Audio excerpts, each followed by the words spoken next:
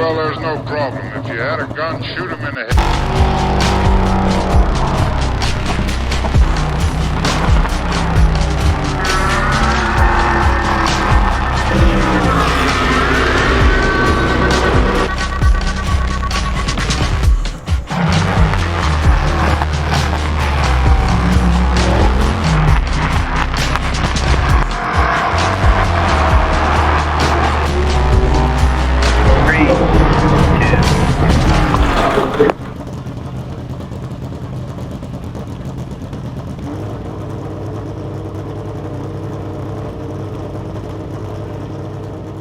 The whole season running an LMP3 here, being part of the HSR championship as a whole, confidence Tobi's had in the team to be able to develop him and use this as a good platform for driver development and for some great fun racing has been quite a surreal experience.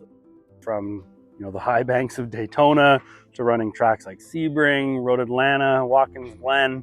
This is like the dream iRacing schedule that you could run that a lot of people can only hope to get that opportunity at some point. So we're just fortunate that we've been able to do it. During the season, it's race mode. So we're always looking at trying to get faster, figure more things out, make that car more compliant and push ourselves to the front. But taking that step back and realizing we're at Sebring, we're at the final race of the championship and we're about to close the championship for one of our favorite customers, doing a really cool season together is pretty wild. So to top it off, while we're here, to be able to run and chase down a Le Mans winning Audi, run with GT2, GT3 cars, DPIs, LMP2s, LMP3s, just wild. It's so cool. I pinch myself every time I get in that car, and really proud to be able to bring the team together and have everybody execute to be able to take this championship home to Canada.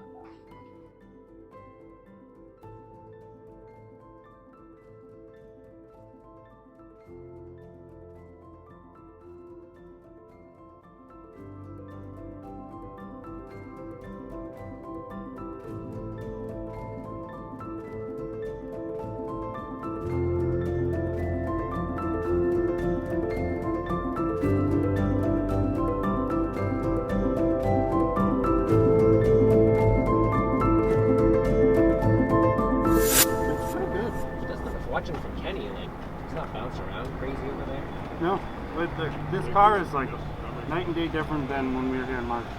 It's so much more compliant. All good? Yep.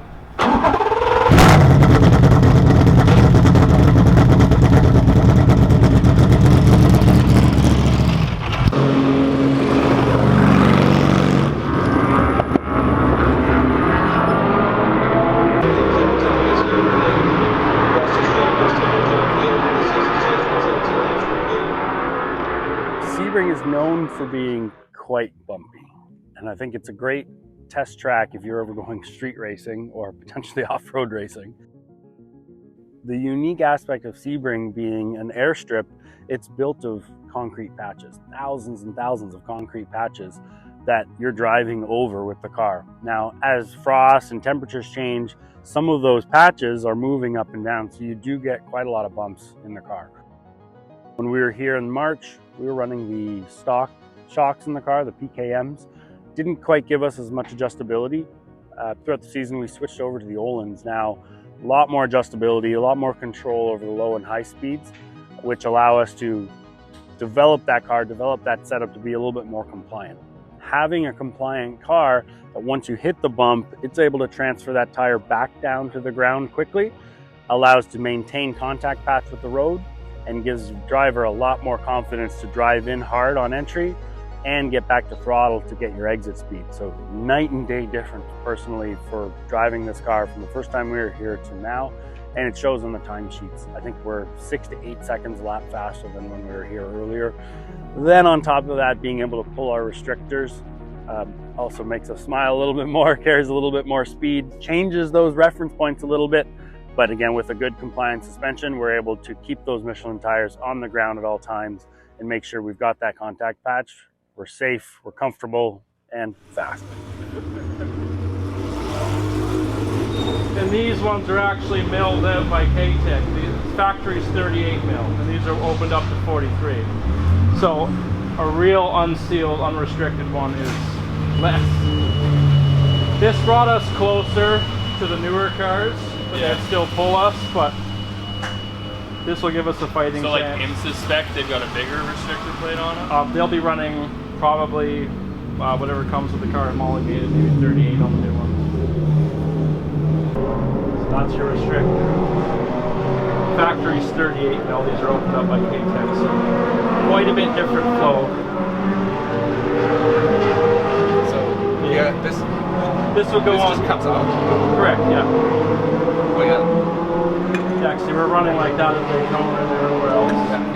And now you're going to be running full. That's gonna do something nice to sound, I suppose. Oh, it sounds very nice. Yeah.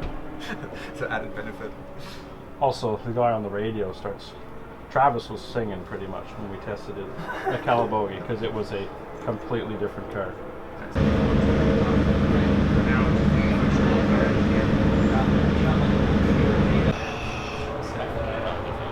Before we put the intake on, we should make sure everything back here looks happy.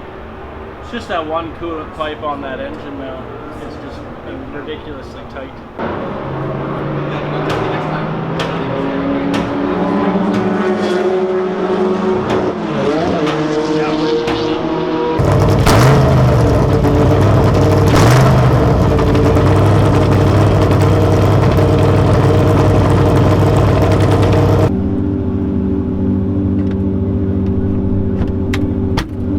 All good? Yep. Rock and roll.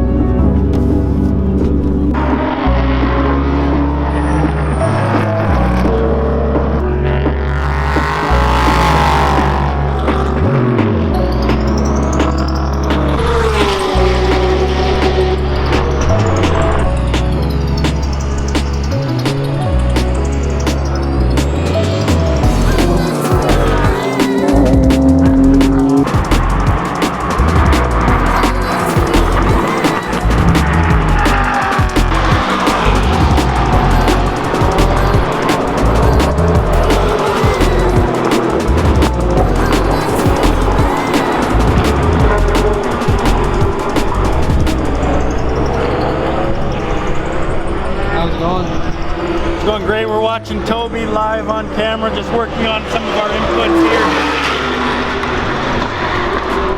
A few sessions in so far for him. You start trying to build up those reference points. Now we're really trying to build consistency and just start chiseling away a couple tenths of a lap here. Getting down to those lap times, I really want to see, obviously, doing that, learning in a racing format is a new challenge, but it's great to do it under pressure with a ton of other cars. The open groups like this where we're running DPI cars, LMP2, LMP3, GT2 cars, GT3, this is like it was in early IMSA not too long ago, or Grand Am Series stuff, or ALMS, so really good multi-class racing experience. Everybody's being very respectful, but it still adds that new element of challenge. Different cars make speed in different areas, so it's a great experience for him. He's hitting his marks well, really refining that drive and getting that consistency, so it should set us up well for the 3-hour tomorrow morning. Just finished quali for the Prototype Challenge race. Only Tobi's second time in the car this weekend so far. One big change we've made to the LMP3 this weekend is we've pulled the restrictors. So the HSR has allowed us to pull restrictor plates on our 5-liter Nissan Titan motor. A lot more power. Obviously starts changing how much power you've got coming off a corner and planning where your brake reference is. But he did an excellent job adapting to that, working up to it and working on some of those reference points. So he got down to a 2:01. 3 seconds faster than any of his fastest laps here in this car, so we're really excited about that. Put us in a great position for this 3-hour race starting tomorrow.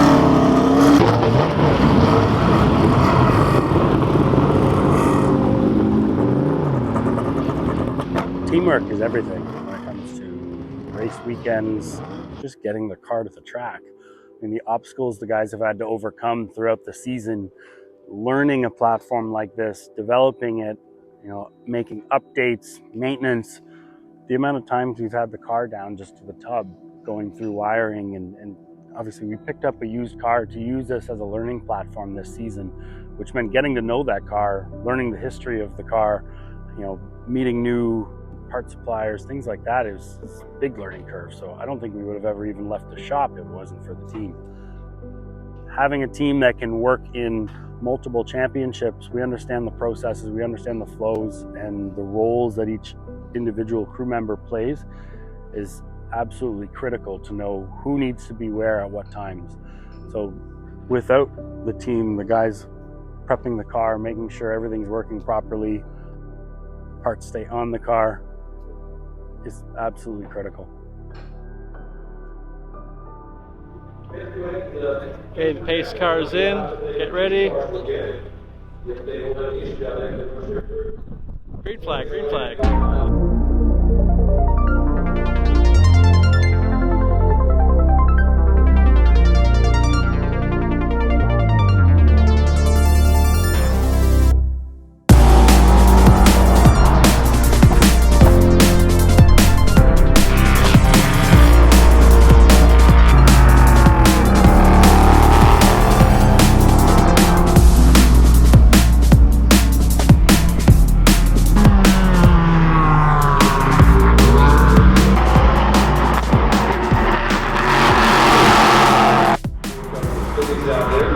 Tobi is going to run the first session, so if we get a yellow now, between now and 47 minutes, we're going to take it. We'll just sit in the car, no fuel will go in, no tire change.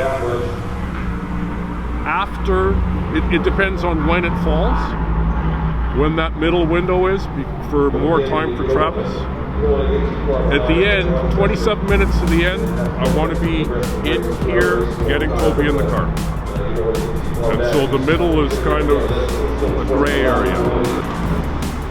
P2 cars pitting now. With the 2 hour, you're fairly flexible with your 3 pit stops, which is pretty cool. It brings in a unique strategy into the race. You have to make 3 5-minute pit stops, and you don't have to fuel on all of them. With a 2 hour race, we'll only have to fuel once, maybe twice if we have a high consumption. So you can get one of those stops done quick and easy, get it out of the way. So it looks like second place in the AM class is doing that right now.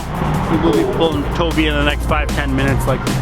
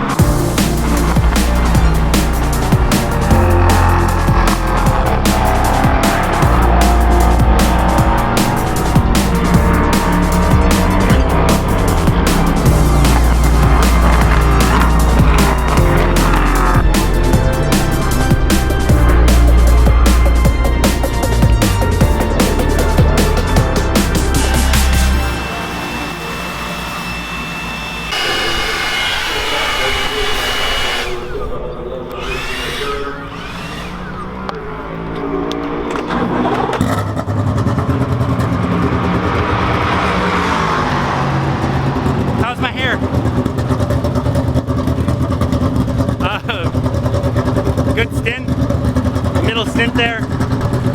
Threw me off. We made a brake pad change. I guess my bite wasn't quite the same as what I was used to last night, so I had to get too heavy into the brakes late into his T17. Scared the shit out of me. Thankfully, Guy was up on the wheel, was able to see me. He was right behind me, Guy Cosmo. He was able to avoid nicely. No issues, got the clutch in, spun it back around, recycled power, and we keep going. So we've got a couple laps on second place in our group. We'll be good. Tobi's in for that last stint. Hopefully we'll finish strong. Finishing a championship is incredible. Like an endurance race, when you cross that finish line at the end, it's a big moment of relief, a moment of pride, to reflect back on how much work we've done throughout the season, the growth of everybody within the team, continuing to push to improve yourself, to get better every time. It's nice to take home some hardware to show for that. But at the same time, we all know what kind of work we've done and what kind of progress we've made. It's a really cool feeling to be able to do it, and to do it with a group of people you want to hang out with. And even when you have a day off, you're thinking about racing and you're thinking about what you can do to get better. That's the mindset you need. But I don't think there's anything else we'd rather be doing.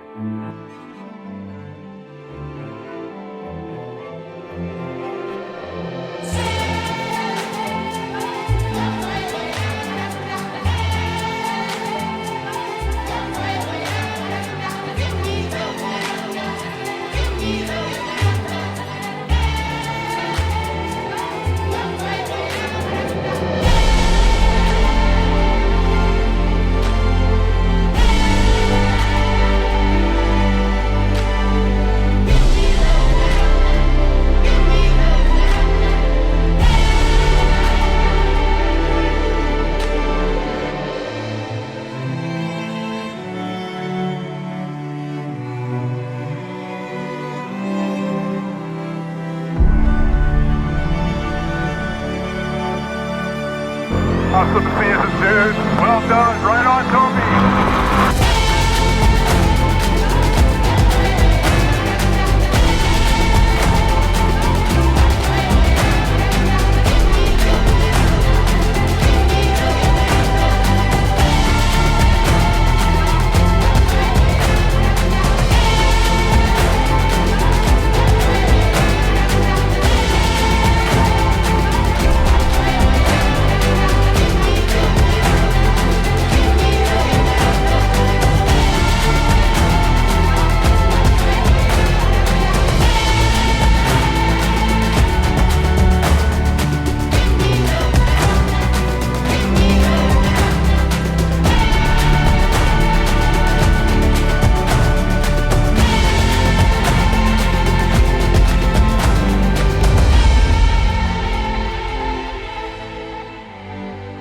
Big thing for this season was making that transition for Tobi from radicals that we're running in the Radical Cup Canada Championship and starting to get into an LMP3, with the end goal being, climb up LMP3 and then maybe someday jumping into an LMP2.